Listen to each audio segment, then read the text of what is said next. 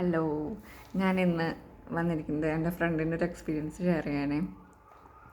അവളിങ്ങനെ വന്ന് പറഞ്ഞു, അവൾ ഷോപ്പിങ്ങിന് പോയപ്പോൾ അവളുടെ കസിൻ്റെ വീട് ഇവിടെ അടുത്ത് തൃശ്ശൂർ തന്നെ അടുത്താണ്. അപ്പോൾ അവളുടെ കസിൻ്റെ വീടിൻ്റെ നെയ്ബർ ഇവൾ ഷോപ്പിംഗ് പോയ സമയത്ത്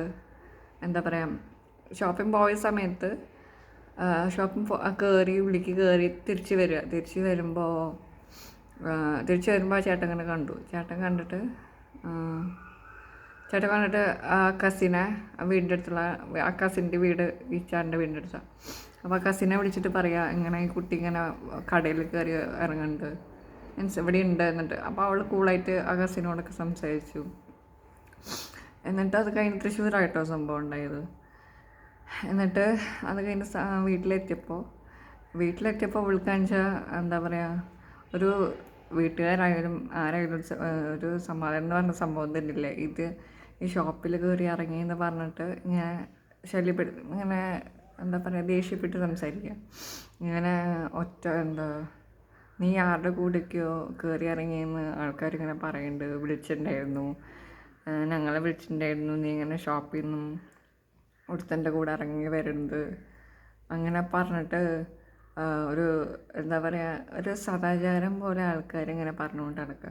അപ്പോൾ അവളിങ്ങനെ പെട്ടെന്ന് ഷോക്കായി. മീൻസ് നമ്മൾ ചെയ്യാത്ത കാര്യങ്ങൾ ഇങ്ങനെ ചെയ്തു എന്നൊക്കെ പറയുമ്പോൾ, അതും തൃശ്ശൂർ വന്നിട്ട് നമ്മുടെ നാട്ടിൽ വന്നിട്ടാണ് ആളിങ്ങനെ പറയണത്.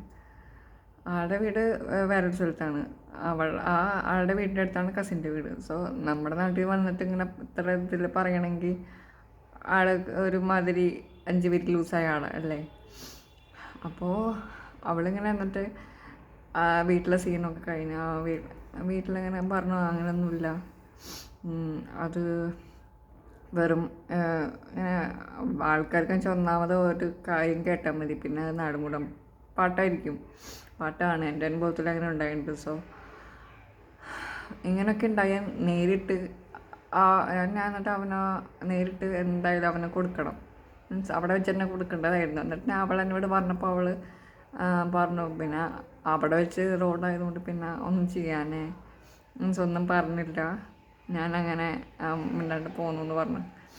പക്ഷേ അത് നമുക്ക് എന്തോരം എഫക്റ്റ് ആക്കുന്നു. പിന്നെ വീട്ടിലെത്തിയിട്ട് ഇങ്ങനെയൊക്കെ സംഭവം കേൾക്കുമ്പോൾ നമുക്ക് എന്തോരം അത് എഫക്റ്റ് ആക്കുന്ന ആരും മനസ്സിലാക്കുന്നില്ല അല്ലേ.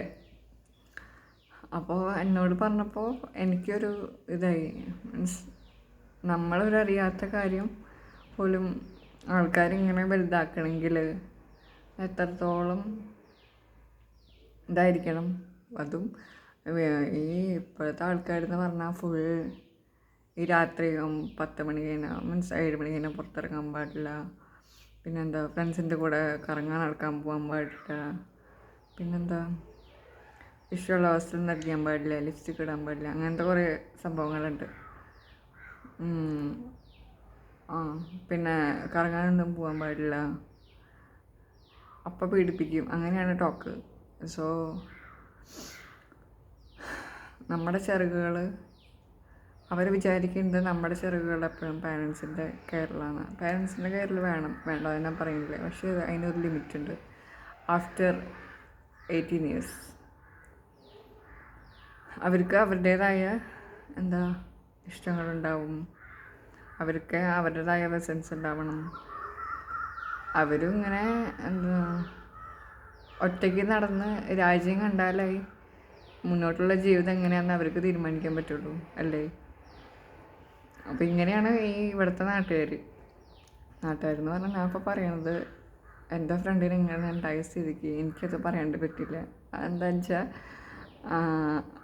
എനിക്കത് വല്ലാണ്ട് ഷോക്കായി. മീൻസ് ആളിങ്ങനെ വന്ന് അതും നമ്മൾ ചെയ്യാത്ത കാര്യങ്ങളാണ് ഇങ്ങനെയൊക്കെ വിളിച്ച് പറയുന്നത്. ചെയ്യാത്ത കാര്യം ഇങ്ങനെ അവൻ്റെ കൂടെ പോയി, അവൻ്റെ കൂടെ ഇറങ്ങി, ഷോപ്പിൽ നിന്ന് ഇറങ്ങി, അങ്ങനെയൊക്കെ പറയുമ്പോൾ നമുക്ക് എന്തോരം എഫക്റ്റ് ആകും. അതും നമ്മുടെ കസിനെ വിളിച്ച ഒരു നെയ്ബർ പറയണമെങ്കിൽ എന്നാലോചിച്ചേക്ക്. ഇങ്ങനെയൊക്കെ ഉണ്ടാവണമെങ്കിൽ നിങ്ങൾ എന്തായാലും ആ സ്പോട്ടിൽ തന്നെ പ്രതികരിക്കണം, അല്ലാണ്ട് ശരിയാവില്ല. അപ്പോൾ എനിക്കുണ്ടായ എൻ്റെ ഫ്രണ്ടിനുണ്ടായ ഒരു എക്സ്പീരിയൻസ് ഞാൻ അങ്ങനെ ഷെയർ ചെയ്തതാണ്. അപ്പോൾ നിങ്ങൾക്ക് ഇങ്ങനെ ഒരു എക്സ്പീരിയൻസ് ഉണ്ടായെങ്കിൽ കമൻറ്റ് ബിലോ.